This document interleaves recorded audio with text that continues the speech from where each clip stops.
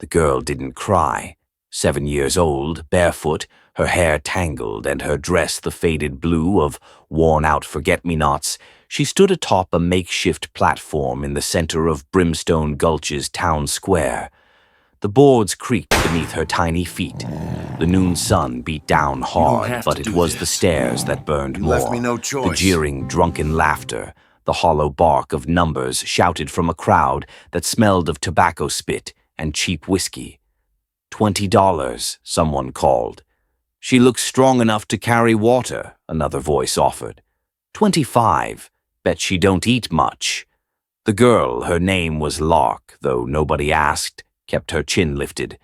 Her face was smeared with dust, but her dark eyes cut through the heat like a blade. She didn't flinch. Not when they called her it, not when a man with yellow teeth said he'd teach her to be useful, not when they laughed. The auctioneer adjusted his filthy neckcloth and called out like he was selling a prize hog. This here girl's 7, orphaned in the mine collapse. Ain't no kin come forward. Town council says she's surplus. Might as well make her useful. Do I hear 30? And that was when the crowd shifted. A ripple passed through them like a wind cutting across dry grass. A shadow broke the edge of the circle. A man taller than most, broader by twice stepped between the onlookers. Leather boots, dust-streaked trousers, a dark brown vest over a canvas shirt rolled to the elbows. His face was lined, beard silvered and shaggy, his hat low-brimmed and brown, casting his eyes in shadow. But those who looked into his face felt their stomachs knot. Barack Bear Cullen. He didn't speak at first. He didn't have to. The crowd knew him. Most had only heard stories, but stories in places like Brimstone Gulch grew legs and teeth.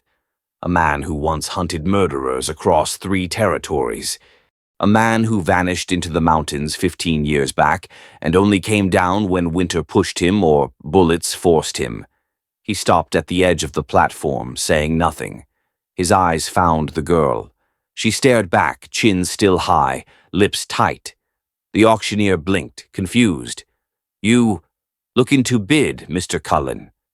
Silence. Then, in a voice as deep as mountain thunder, Bear said, Leave her alone. The auctioneer's lips curled, uncertain. Now. Mr. Cullen, this is a legal transaction. Town council voted. I don't care what they voted. Bear stepped onto the platform. The crowd fell into a hush, like the last breath before a storm. The girl didn't move. Not an inch. But her eyes, those defiant eyes, shimmered, just for a second. This auction is over, Bear said. You can't just take her, Mayor Caldwell shouted from the edge of the square. His red vest strained across his gut. She's property of the town until proper placement. Bear bent, lifted the girl into his arms. She was lighter than he expected, thin, ragged. She didn't resist. You calling this child property, he growled. Sheriff Briggs pushed through the crowd, wiry, mustached, wearing his badge like it made him bulletproof. Now, see here, Cullen. You got no authority, Bear turned. I got all I need. She's an orphan. We have laws. You had a chance to do right. You turned her into a prize for the highest bidder. The sheriff's hand inched toward his holster. Bear's didn't. He just stared. And Sheriff Briggs froze. He'd seen men with death in their eyes. But what Bear had in his wasn't rage. It was a cold finality. Like he'd already made peace with the killing. Bear stepped off the platform, boots hitting the dust with purpose. The crowd parted. Murmurs started to rise. You won't get far, Caldwell snapped. You can't just disappear with her. I already have. He moved through the square, carrying the girl like she weighed nothing. His horse, Thunder, waited at the post outside McKinnon's store, stomping and snorting like he felt the tension in the air. Bear swung up into the saddle with Lark cradled against his chest. Somewhere behind them, a voice shouted, Stop him! Another cried, That's kidnapping! but nobody moved, not until Bear turned in the saddle, one hand on the reins, the other holding the girl steady. His voice, quiet but sharp as a Bowie knife, cut the square. "Try to stop me." And no one did.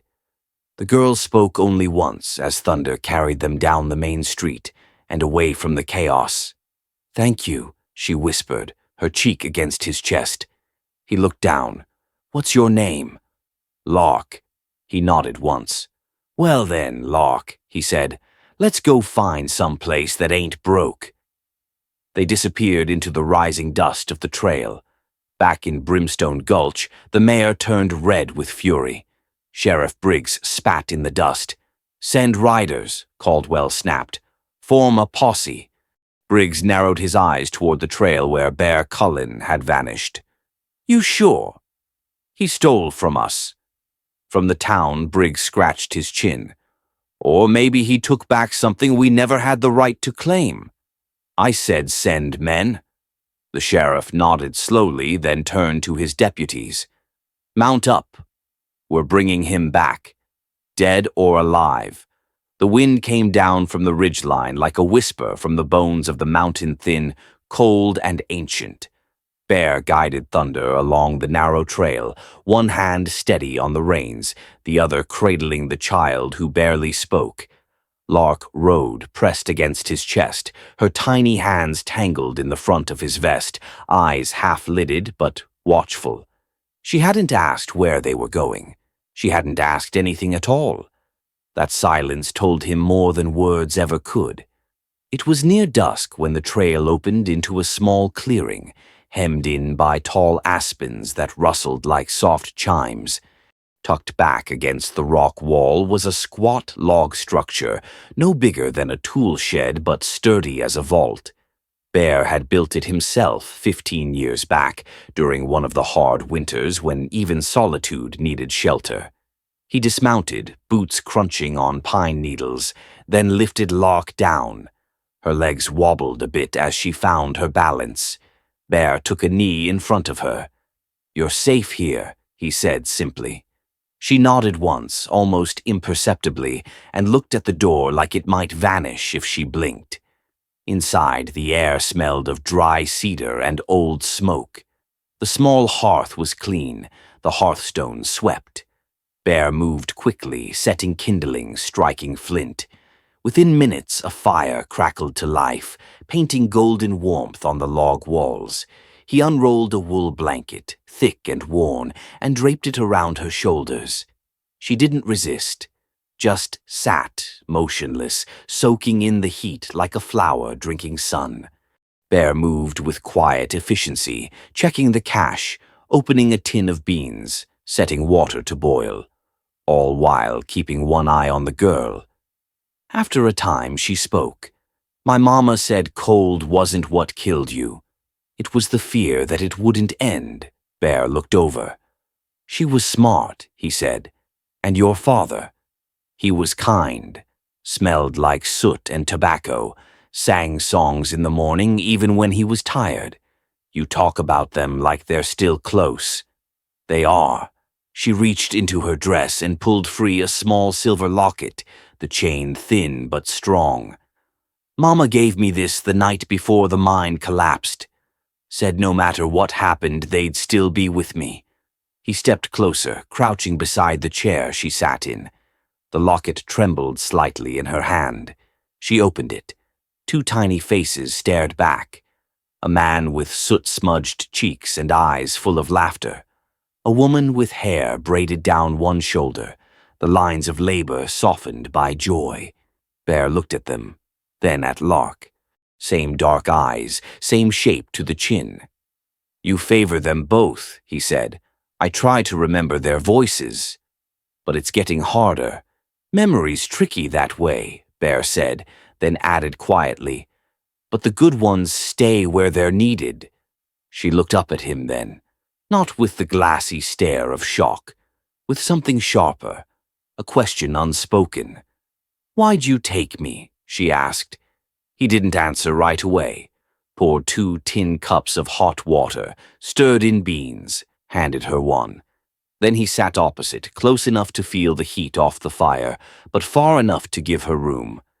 "I saw what they were doing to you," he said. "Saw what they weren't. And that made you angry? That made me, remember?"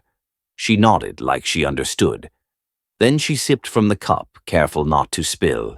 Her hands were steadier than they should have been. They ate in quiet.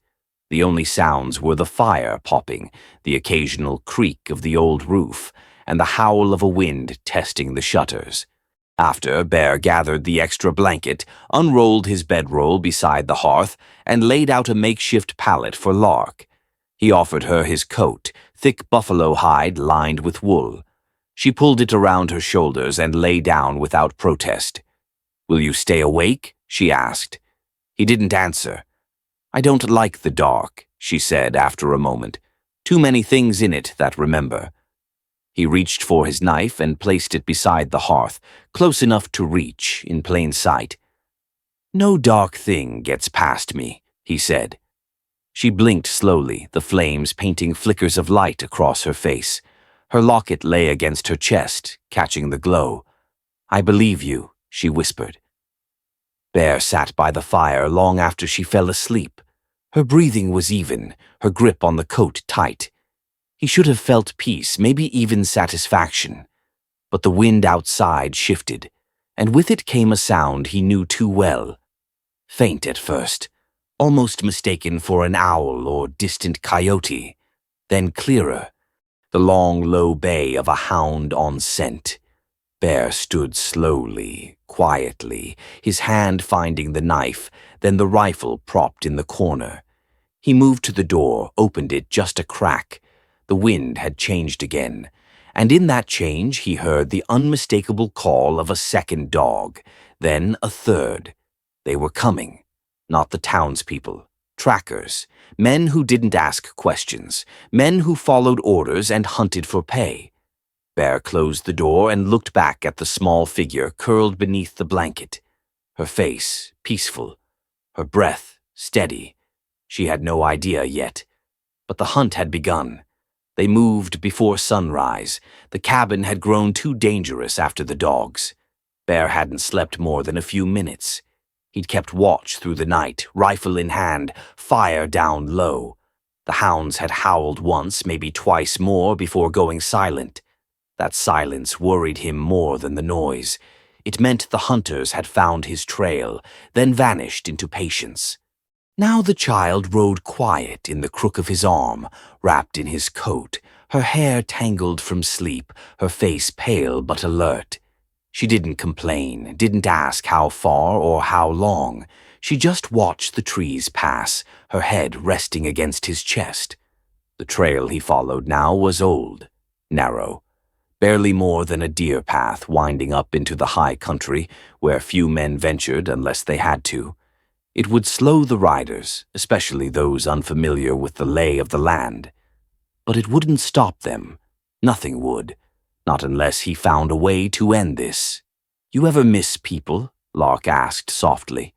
Bear didn't answer right away. He kept his eyes ahead, scanning for broken branches, fresh prints in the mud, snags of hair on bark. He saw nothing but snowmelt and squirrel tracks. "Sometimes," he said. "You live alone?" 15 years. "Why?" The question hung there. Bear let it. Thunder moved steady beneath them, his hooves muffled by the damp forest floor. "I reckon it's time I told you," he said at last, "about where I came from." Lark lifted her head. The sun had started to rise, slicing shafts of gold through the pine. The air smelled like cold sap and melting frost. "My pa," Bear began, "was a hero.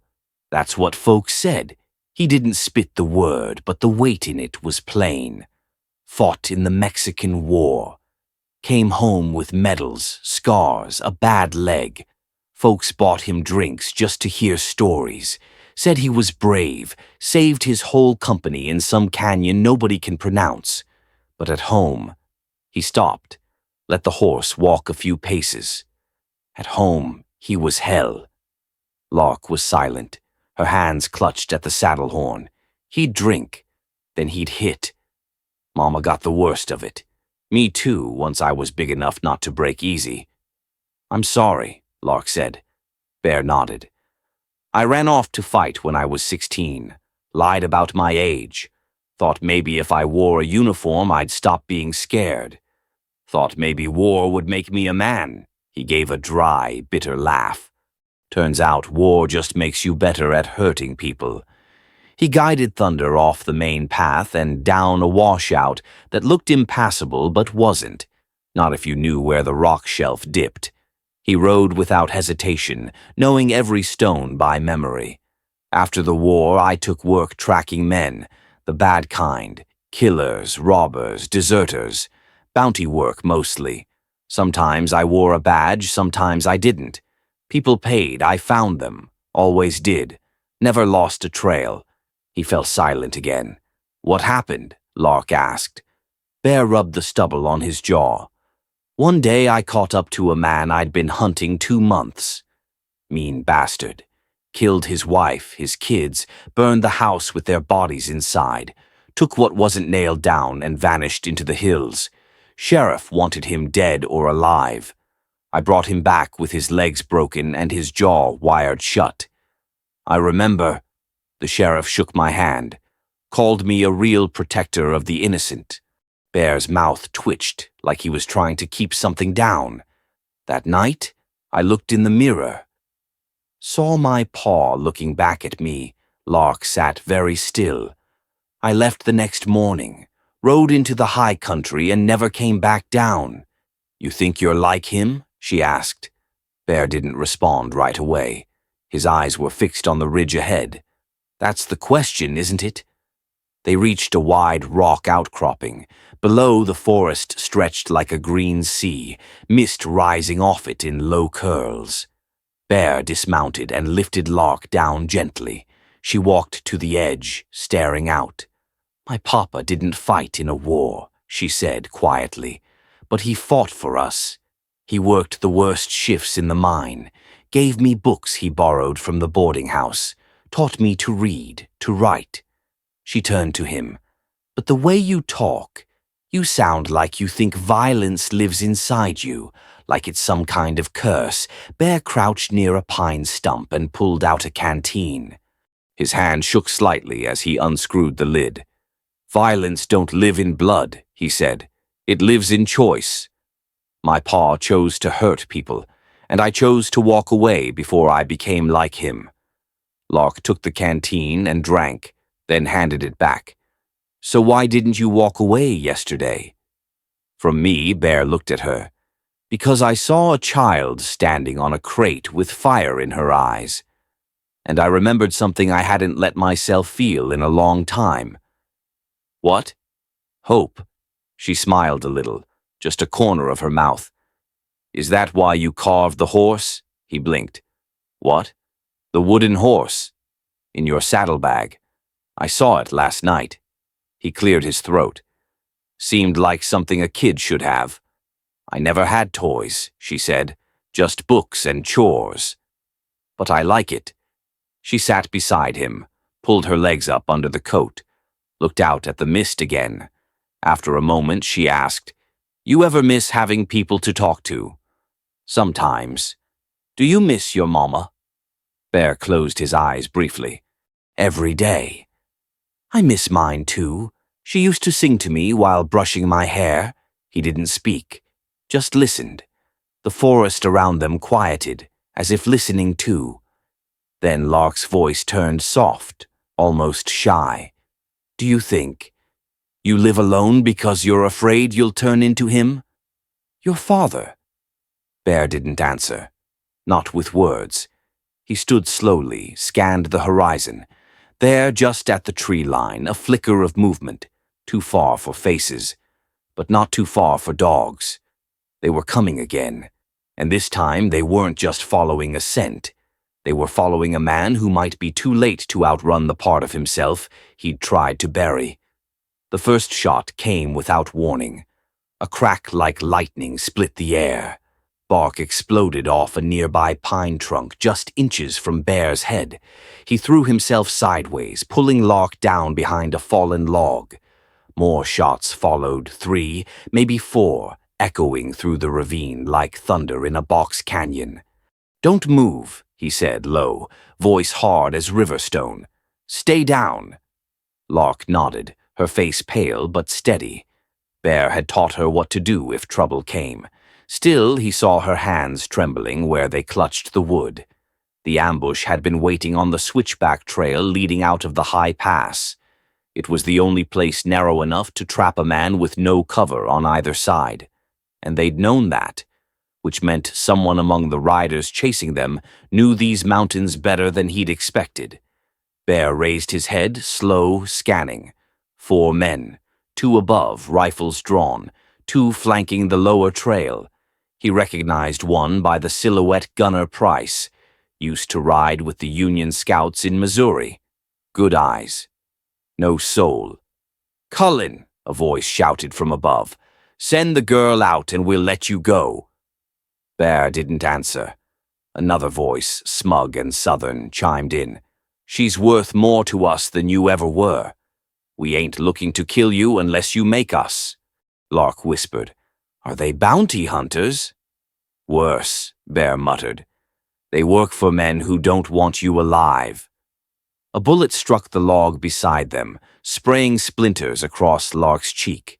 She winced, but didn't cry out. He looked at her. "You trust me?" She nodded. "All right. When I say go, I want you to crawl low. Over that ridge, behind the big rock with the ferns. Stay down. But—" "No arguing." She pressed her lips tight, nodded again. Bear took a deep breath, then rolled out from behind the log and fired twice. Both shots were meant to distract. He shouted, "Go!" Lark scrambled across the rocks, small and fast. Bullets chased after her, sparking off stone. Bear drew their fire with another shot, then moved fast toward the flank. He dropped behind a boulder just as one of the ambushers crept in too close. The man never saw Bear coming. There was no hesitation. Bear slammed his shoulder into him, sent him crashing into a tree. The rifle clattered free. But before Bear could grab it, the second man emerged from the brush knife drawn. Bear turned, too slow. The blade sliced across his shoulder, hot and deep. He staggered, growled through gritted teeth, and drove his fist into the man's throat. The ambusher crumpled, but the damage was done. His left arm hung heavy. Blood soaked into his shirt. He grabbed the rifle anyway and limped toward the ridge. Lark crouched where he'd told her to, her arms wrapped around her knees. When she saw him, her eyes went wide. "You're bleeding." "Just a scratch," he lied. "You're pale." He dropped to one knee beside her. "We've got to move." She reached for his good arm. "You can't. Not like this."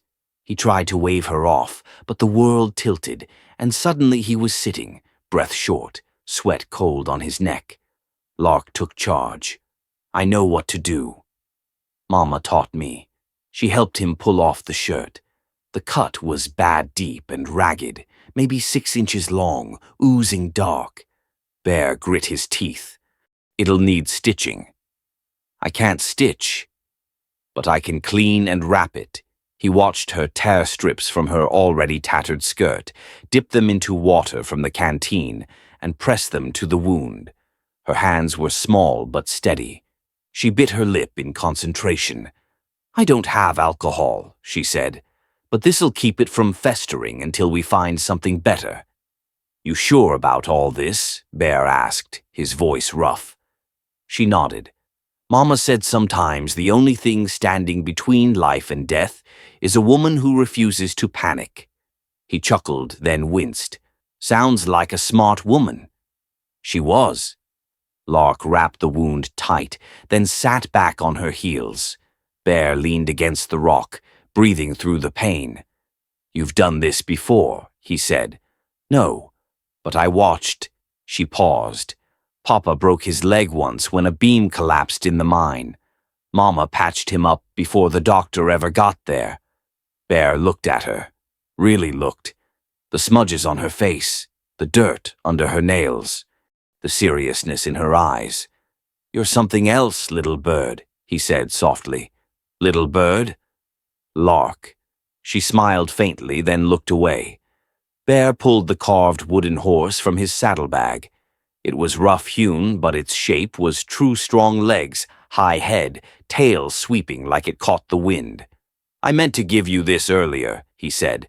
"Made it yesterday. Thought maybe you needed something of your own." Lark reached out slowly and took it with both hands. She turned it over, then hugged it to her chest like it was the only soft thing left in the world. "Thank you," she whispered. Then she leaned into his side, careful not to press the wounded shoulder, and rested her head there. "Sleep if you want," Bear said. "I'm not tired." He nodded, letting the fire burn low. The air turned cooler. Somewhere far off, an owl called. A while passed before she spoke again, soft quiet, like she was testing the shape of the words. "Papa Bear." He didn't answer right away, but the warmth in his chest bloomed brighter than any fire he could have built. "Yeah," he said, "that'll do just fine." The fire crackled low as the night deepened. Outside the cave, wind moved through the tall pines like it had someplace to be. Bear sat cross-legged near the embers, sharpening his knife more out of habit than need, while Lark slept curled in the bedroll he had layered with his coat and extra blanket. She hadn't said much that evening, just clutched the little wooden horse tight in one hand and stared into the fire like it could answer every question she wasn't yet ready to ask. Bear had seen that look before, on soldiers staring at a battlefield after the smoke cleared. He understood what it meant to carry too much for your size. As he watched her sleep, he noticed the silver locket rising and falling gently with each breath. It had slipped free from beneath her collar. The chain glinted in the firelight, but the surface was darkened by soot and sweat and travel. Tarnish masked the delicate engraving. Bear leaned forward slowly, careful not to wake her, and lifted the locket gently with his thick fingers. He pulled a cloth from his saddlebag and began rubbing the silver clean. He had only meant to polish it. But as he ran the cloth along the edge of the locket's tiny hinge, something shifted. The clasp popped open, not with the easy snap of a keepsake, but like a lock that hadn't been touched in a long while. Inside, the two small photographs remained, just as Lark had shown him before. But beneath the paper backing, hidden in the narrow crevice behind the photos, was something else. A sliver of folded parchment, almost too small to see, no thicker than a thumbnail. Bear's breath caught. He paused, then carefully unfolded the scrap of paper and held it close to the firelight. His brow furrowed. The handwriting was tight, deliberate, written in pencil.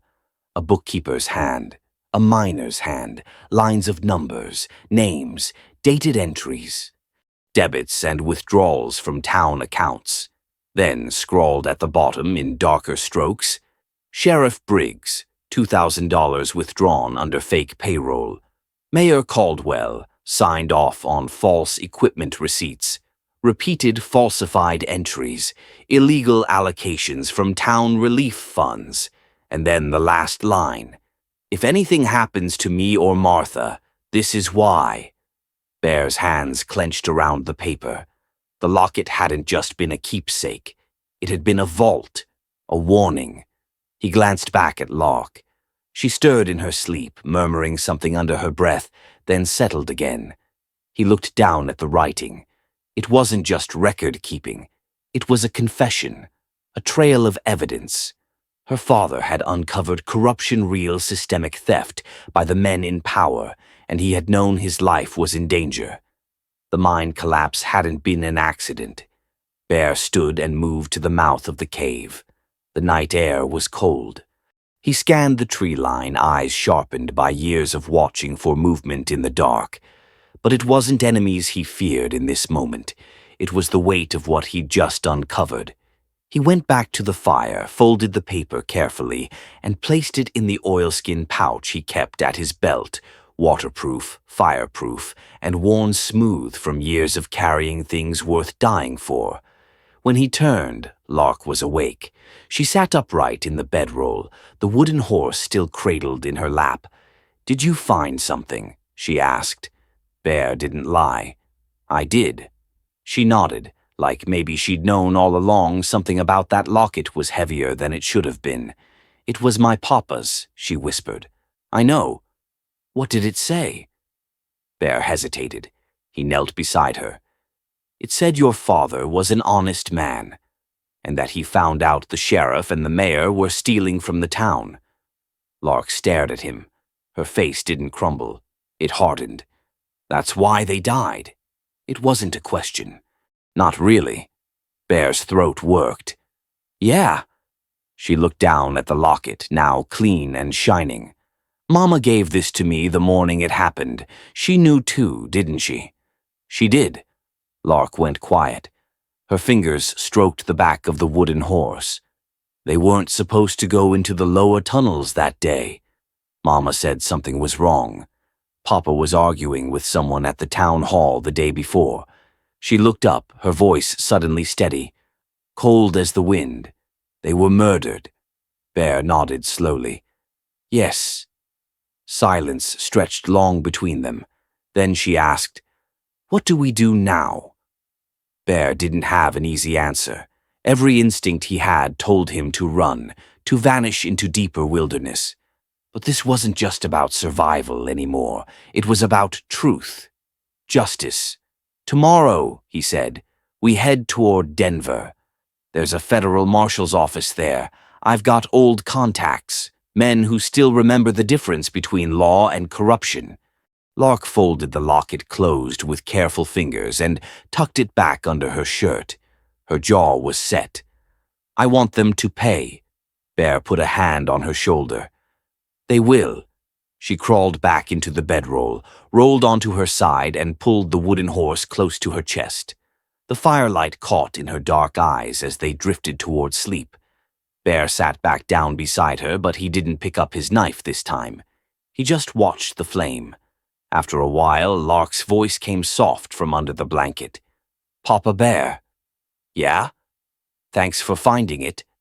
And for believing them, she held the wooden horse tighter. Then, just above a whisper, "They weren't just my parents. They were good people." Bear's voice was rough when he answered, "I know, little one.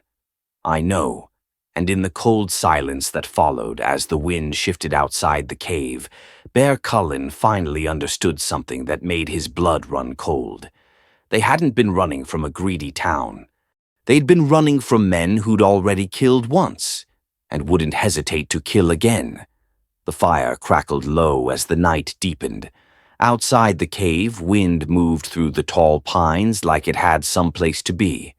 Bear sat cross-legged near the embers, sharpening his knife more out of habit than need, while Lark slept curled in the bedroll he had layered with his coat and extra blanket. She hadn't said much that evening, just clutched the little wooden horse tight in one hand and stared into the fire like it could answer every question she wasn't yet ready to ask. Bear had seen that look before, on soldiers staring at a battlefield after the smoke cleared. He understood what it meant to carry too much for your size.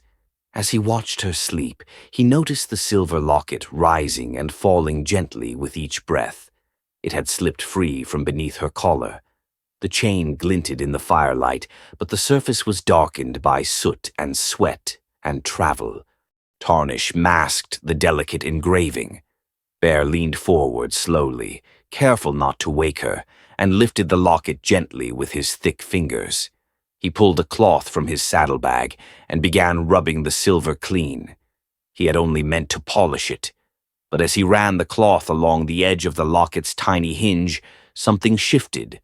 The clasp popped open, not with the easy snap of a keepsake, but like a lock that hadn't been touched in a long while. Inside, the two small photographs remained, just as Lark had shown him before. But beneath the paper backing, hidden in the narrow crevice behind the photos, was something else. A sliver of folded parchment, almost too small to see. no thicker than a thumbnail. Bear's breath caught. He paused, then carefully unfolded the scrap of paper and held it close to the firelight. His brow furrowed. The handwriting was tight, deliberate, written in pencil. A bookkeeper's hand, a miner's hand, lines of numbers, names, dated entries. Dated. Debits and withdrawals from town accounts. Then, scrawled at the bottom in darker strokes, Sheriff Briggs, $2,000 withdrawn under fake payroll. Mayor Caldwell signed off on false equipment receipts. Repeated falsified entries, illegal allocations from town relief funds, and then the last line. If anything happens to me or Martha, this is why. Bear's hands clenched around the paper. The locket hadn't just been a keepsake. It had been a vault, a warning. He glanced back at Lark. She stirred in her sleep, murmuring something under her breath, then settled again. He looked down at the writing. It wasn't just record-keeping. It was a confession, a trail of evidence. Her father had uncovered corruption-real systemic theft by the men in power, and he had known his life was in danger. The mine collapse hadn't been an accident. Bear stood and moved to the mouth of the cave. The night air was cold. He scanned the tree line, eyes sharpened by years of watching for movement in the dark. But it wasn't enemies he feared in this moment. It was the weight of what he'd just uncovered. He went back to the fire, folded the paper carefully, and placed it in the oilskin pouch he kept at his belt, waterproof, fireproof, and worn smooth from years of carrying things worth dying for. When he turned, Lark was awake. She sat upright in the bedroll, the wooden horse still cradled in her lap. "Did you find something?" she asked. Bear didn't lie. "I did." She nodded, like maybe she'd known all along something about that locket was heavier than it should have been. "It was my papa's," she whispered. "I know." "What did it say?" Bear hesitated. He knelt beside her. "It said your father was an honest man, and that he found out the sheriff and the mayor were stealing from the town." Lark stared at him.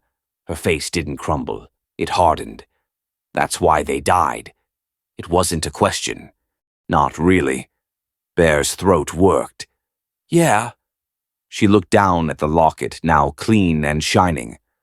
"Mama gave this to me the morning it happened. She knew too, didn't she?" "She did." Lark went quiet. Her fingers stroked the back of the wooden horse. "They weren't supposed to go into the lower tunnels that day." Mama said something was wrong. Papa was arguing with someone at the town hall the day before. She looked up, her voice suddenly steady, cold as the wind. "They were murdered." Bear nodded slowly. "Yes." Silence stretched long between them. Then she asked, "What do we do now?" Bear didn't have an easy answer. Every instinct he had told him to run, to vanish into deeper wilderness. But this wasn't just about survival anymore. It was about truth, justice. "Tomorrow," he said, "we head toward Denver. There's a federal marshal's office there. I've got old contacts, men who still remember the difference between law and corruption."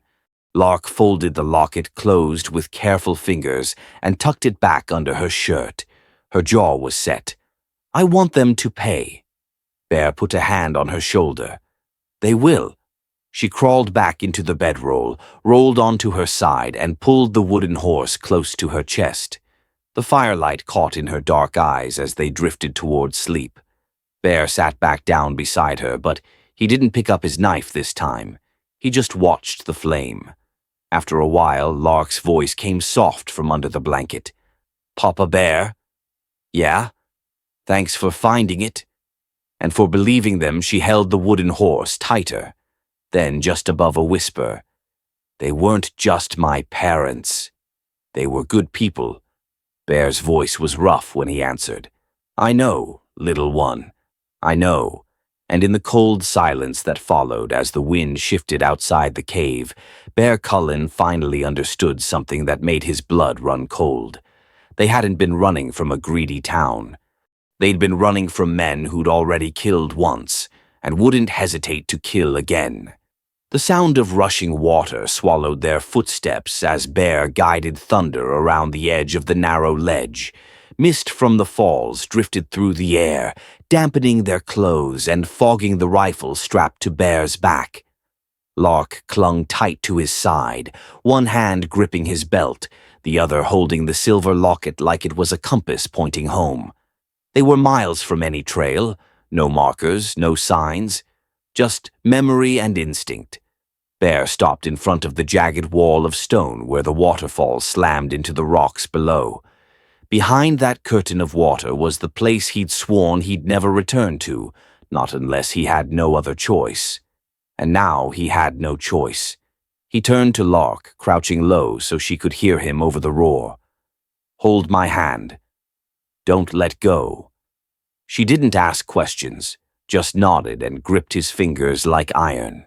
Together they stepped into the freezing cascade. For a moment all was water and thunder and cold. Then they passed through and everything went still. The air inside the cave was dry and dark and smelled of dust and oil and thyme. Bear lit a lantern from his satchel and held it high. The glow spilled across a wide cavern cut by hand and sweat, a hideout from the years when Bear had worn a badge and hunted men who ran out of law's reach. He hadn't been here in over a decade, and yet nothing had changed. Wooden crates lined the wall, an old cot, a cast-iron stove rusted but whole, and there, in the far corner, the steel trunk he'd buried beneath gravel and tarp. He knelt, brushed away the years, and pried the lid open. Inside lay everything he needed to start a war. Rifles wrapped in oilcloth, ammunition, maps marked with red grease pencil roots, a tin box of forged documents and old warrants. His marshal badge blackened with soot, but intact. He held it up. The light caught the 5 points. Lark stared. "You were a marshal." "Deputy," Bear said, "for a time. Before it all went sideways. What happened? I realized the badge didn't stop men from lying. Just made 'em better at it." He put the badge down and pulled out a folder. Inside were blank templates, writs of arrest, supply authorizations, even reward notices. The kind the law used to justify just about anything. "You kept all this?" Lark asked. "In case the world ever needed reminding who some of these men really are." He stood, unrolled one of the maps, and pinned it flat on the wall with a hunting knife. "This is Brimstone Gulch. These are the supply routes, the banking road, the old rail spur they use for shipments no one's supposed to see." Lark stepped closer, studying it. "You think they'll come through here again?" "They will. Word's likely already out that we've got the ledger. Briggs won't want it reaching Denver." He marked 2 locations with a stub of charcoal. "Here," he said. "This bend in the canyon is narrow. Only one way in." "We can rig it." Lark looked up. "Rig it how?" "Blockade, rope lines. We bait them into thinking we're further west, then circle back. When they hit the pinch point, we stop them cold." "Then what?" "Then we give the evidence to the right hands." "Who decides what hands are right?" Bear paused, looked down at her. "Good question." She didn't smile. Her eyes were sharp, serious. She pointed to the map. "This is where the mayor meets the freight wagons, right?" "My papa used to walk me past that bend when we gathered wood." Bear studied her. "You remember that? Every turn of the path, every tree that split down the middle. Mama said to always pay attention to the land. It never lies." He crouched beside her, rolling the map tighter. "I need you to do something." She raised her chin. "Anything. I need you to remember. Every detail, every face from the town hall, every time you saw Briggs talk to your papa. I need you to testify." Her hands trembled, just slightly. "I'm only 7. You're also the only person left who knows the truth firsthand." Lark looked away, blinking fast. Then she reached into her collar and pulled out the locket. Her thumbs rubbed the edges like they had so many nights now. "This was supposed to be a goodbye," she whispered. "A way to keep them close. But maybe it's more than that." She opened it again, held it out toward the light. "They gave me this for a reason, so I'd carry what they couldn't." Bear waited, said nothing. After a long moment she nodded, not to him but to the firelight, to the silence, to whatever voice she heard deep inside. She stepped back from the map and said, quiet but clear, "If we don't do this, who will?" Then she folded the map, took the rope Bear handed her, and began tying knots the way he'd shown her the night before. Her hands weren't steady, but they were willing. And sometimes in a world full of cowards and thieves, that was enough. The sky was slate gray and low, the kind of morning that made the mountains feel closer, like the world had drawn in a long breath and was holding it. Bear and Lark stood just below the ridgeline, watching the old patrol station come into view. It looked abandoned, weather-worn logs, a collapsed chimney, moss crawling over the shutters, but Bear knew better. He had used this post a dozen times in his younger days. Once it had been a critical outpost for federal marshals riding deep into outlaw country. Now it would be the place where truth met violence. Bear pulled a scrap of canvas from his saddlebag and tied it to the limb of a twisted juniper, 2 knots at the top, 1 at the bottom. "What's that?" Lark asked. "Signal," Bear said. "He'll know it." "Who?" Bear's mouth twitched into something close to a smile. "An old friend who never owed me anything, but never turned me down either." Lark glanced toward the ridge again. "Are you sure he's coming? If he's not, we won't have to worry long. They'll kill us before nightfall." She didn't flinch, just adjusted the strap of the small saddlebag that now carried her father's folded ledger. An hour passed, then 2, then hoofbeats, 3 horses. Bear moved first, rifle raised, eyes narrow, but when the riders came into view, he let out a breath and lowered the barrel. The lead rider was an older man with gray in his beard and a broad chest beneath a blue coat. A star-shaped badge hung from his vest, dull but visible. "Thomas Crawford," Bear said. The marshal dismounted slowly, eyeing Bear with a mix of suspicion and memory. Then he stepped forward and held out his hand. "Didn't think I'd ever see your face again, Cullen. Didn't think I'd have a reason to show it." They shook once, firm. Crawford looked down at Lark. "This her?" Bear nodded. "She's the reason we're still standing." Lark stepped forward. Her chin was high, but her voice barely cleared a whisper. "My name's Lark Emerson. My parents were Martha and William. They were murdered." Crawford's face hardened. She opened the bag and handed him the ledger. He flipped through it slowly, reading the notes, the dates, the signatures. When he reached the final line, her father's warning, he looked up. "You sure this is real?" "It's his handwriting," Lark said. "He gave me the locket the day before the mine collapsed." Crawford looked at Bear. "You seen anyone else with this?" "Briggs knows. Caldwell, too. They've been hunting us. Sent riders. Paid guns. We'll need to move quick. If they find out this made it to a marshal, but he never finished." Gunshots rang out from the tree line. Crawford ducked. Bear pulled Lark behind a split log near the station. The ambush had been expected, but not this early. 3 men on horseback charged down the slope. One of them was Briggs. His coat was open, badge shining like it still meant something. "Don't let them leave that ridge," he bellowed. Crawford's men returned fire. One outlaw dropped from his saddle. The second veered off, horse shrieking. But Briggs rode straight toward them, gun drawn, eyes wide with something like madness. Bear stepped into the open, leveled his rifle, and shouted, "It's over, Briggs!" But Briggs didn't stop. He raised the revolver. Bear fired.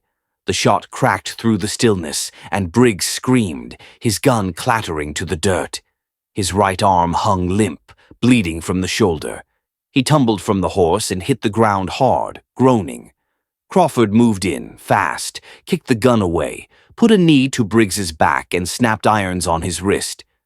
"You just bought yourself a noose," he growled. Lark stood up slowly, watching as the law she'd been taught to trust finally caught up with the men who'd betrayed it. Bear walked over, checking the perimeter. One man was still breathing, gut shot. The others were dead or gone. Crawford turned to Bear. "We'll bring him into Denver. He'll face trial, but we'll need to move fast if we want the mayor." Bear looked at Lark. She saw him. "She can testify," Lark nodded. "He came to the mine with Briggs the day before. I saw them arguing with my papa. Mama made me hide. I remember what he said." Crawford studied her. "You willing to stand in front of a judge and say that?" "If I don't, who will?" Crawford nodded once. "Then let's finish this." Bear turned toward the edge of the trees. Something wasn't right. Thunder shifted beneath him, uneasy. Then he saw it, dust on the trail beyond. Fresh hoofprints, a single rider galloping fast away from the outpost. Bear raised the spyglass from his saddle and locked eyes on the fleeing figure. Black coat, hat with a curled brim. Mayor Caldwell. He was running. Bear handed the glass to Crawford. "We don't bring him in now," he said. "You'll never see him again." Crawford didn't hesitate. He looked at his men. "Saddle up." The Denver courthouse sat like a fortress of stone and iron in the heart of the city, stoic, gray, and unmoved by the chaos that usually passed through its doors. On this morning, though, something quieter stirred beneath its high ceiling and stained glass dome. Justice, long overdue. Bear stood tall in the back of the courtroom, his shoulders wrapped in a fresh shirt, arms still stiff from the wound that hadn't yet healed. Beside him, small but unshakable, stood Lark, her hair tied back, her shoes polished as best as Bear could manage with saddle soap and spit. She held his hand in both of hers. Sheriff Briggs sat to the side, bound and silent, his right arm in a splint. His gaze stayed low, and at the center of it all, guarded by 2 deputies and shackled at both wrists, stood Mayor Silas Caldwell, his fine coat torn, his slicked hair now limp and gray with sweat. The courtroom was filled with strangers, federal officers, townsfolk, reporters, and former allies who had turned cold with fear and calculation. No one spoke above a whisper. Marshal Thomas Crawford stepped forward and addressed the judge, a woman with white hair coiled tight under her black cap. "Your Honor, we present the evidence gathered by the late William Emerson, town accountant and miner of Brimstone Gulch. The ledger shows a trail of embezzlement and conspiracy connecting both Mayor Caldwell and former Sheriff Briggs to the misappropriation of relief funds and the intentional sabotage of the Brimstone mine." The judge looked up from the documents, eyes narrowed. "Is it also your position that Mr. Emerson and his wife were murdered for uncovering this?" "Yes, Your Honor." "We believe the explosion was not an accident, but a calculated cover-up. And the girl—" Bear felt Lark's fingers tighten. Crawford turned. "She is the Emerson's daughter. She witnessed key moments of the conspiracy and was nearly sold off by the town council as property until Mr. Cullen intervened." The judge raised an eyebrow. "Intervened is one word." The courtroom let out a rustle of soft chuckles. Crawford didn't smile. "He saved her life, ma'am." The judge leaned back. "Very well. Bring the girl forward," Bear bent to whisper. "You ready?" Lark nodded, then let go of his hand and walked forward. Her steps slow, precise, like each one mattered. When she reached the front, the judge leaned slightly forward. "What's your name, child?" "Lark Emerson," she said, voice clear. "Do you know why you're here?" Yes, ma'am. To tell the truth. Then go on. Lark's voice didn't shake. She recounted what she saw the day before the mine collapsed, the argument in the town hall, the men in her home, her mother's trembling hands as she fastened the locket around Lark's neck. She described Caldwell's face, his threats, how her father refused to stay quiet. Then she reached into her dress and pulled the locket free. She held it out. "This was my father's," she said. "He wrote the numbers." He hid the paper here.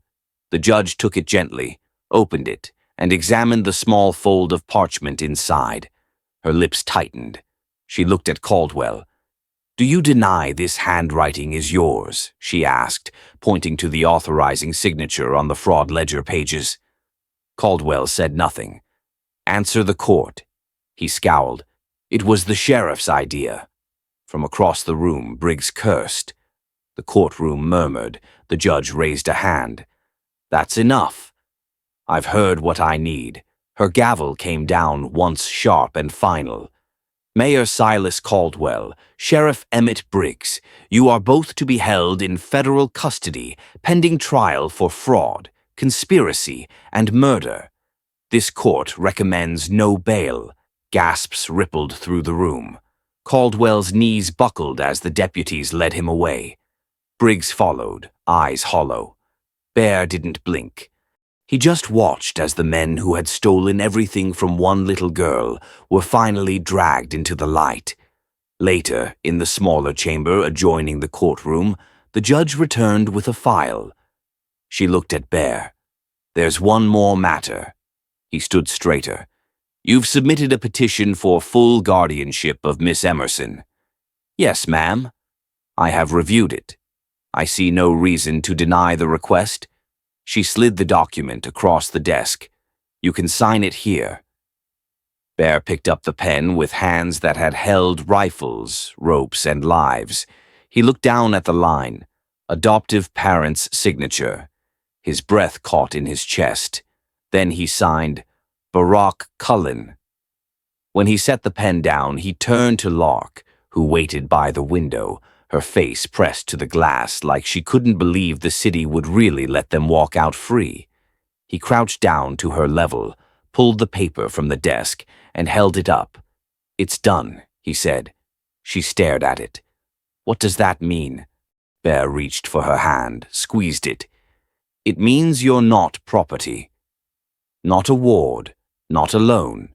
He took the paper, folded it gently, and tucked it inside the leather pouch he wore over his heart. Then he looked her in the eye and said softly, "Welcome home, little one." Lark wrapped her arms around his neck and didn't let go. The valley of Cedar Falls glowed golden under the late spring sun. What used to be a patch of scrub and ash had bloomed into a scatter of cabins, gardens, and fence posts carved by hard-working hands. Smoke curled gently from chimney tops. Laughter drifted over the wind like birdsong. 6 months had passed since the courtroom in Denver. 6 months since Bear Cullen had signed the papers that made Lark officially his. And every morning since, the two of them had woken under the same cedar roof to a world that, for once, felt safe. Their new cabin wasn't grand. It was built of pine logs, 2 rooms wide with a porch out front, and a stone path lined with wildflowers that Lark insisted on watering, even when there wasn't much sun. The door had a latch carved by Bear himself, shaped like a curled feather. Inside, the walls held more than shelves and blankets. They held something quieter. Peace. Bear stood in the yard, sleeves rolled, hands calloused and dusty from splitting lumber. Sweat ran down his neck. He watched Lark from a distance, perched on the back of a dappled gray pony named Biscuit. She was riding slow circles, her boots barely touching the stirrups, her face glowing with joy and purpose. Crawford had sent the pony from Denver as a gift, said the girl had earned her own mount. Lark had cried when she first met the mare, then named her after the only food Bear could cook without burning. Now she rode with steady hands, reins loose, back straight. Bear smiled. She's a natural, said Ruth Callahan, stepping onto the porch with 2 mugs of sassafras tea. Her graying hair was tied back, apron still dusty from baking. Widow of the blacksmith. A good woman with fire in her bones. She's got grit, Bear said. Takes after her mama. Ruth handed him a mug. And a bit of that Cullen stubborn streak, no doubt. He didn't deny it. Behind them, the garden beds bore the first green shoots of corn and beans. Neighbors from all over Cedar Falls had helped plant it, laying down more than just seeds, laying down a future. A schoolhouse was halfway finished up the road. Clara, a teacher from Missouri who lost her husband in the war, had promised to teach Lark to read and write. And Lark had taken to letters the way Bear once took to carving wood, quietly, deeply, like it opened something inside her that had been locked shut. That evening they ate together on the porch stew, cornbread, and a slice of peach pie Ruth had brought over.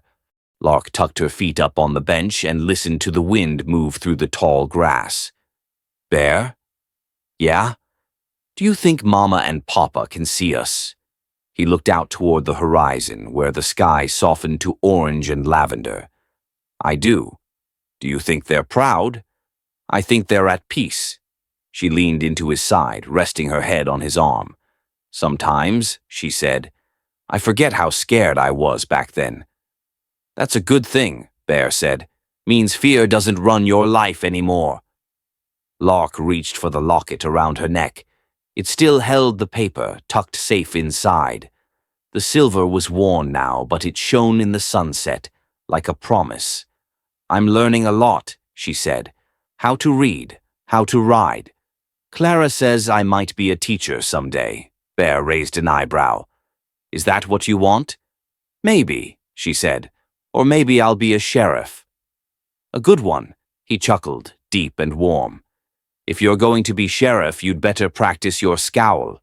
She tried, scrunching her nose and tightening her lips.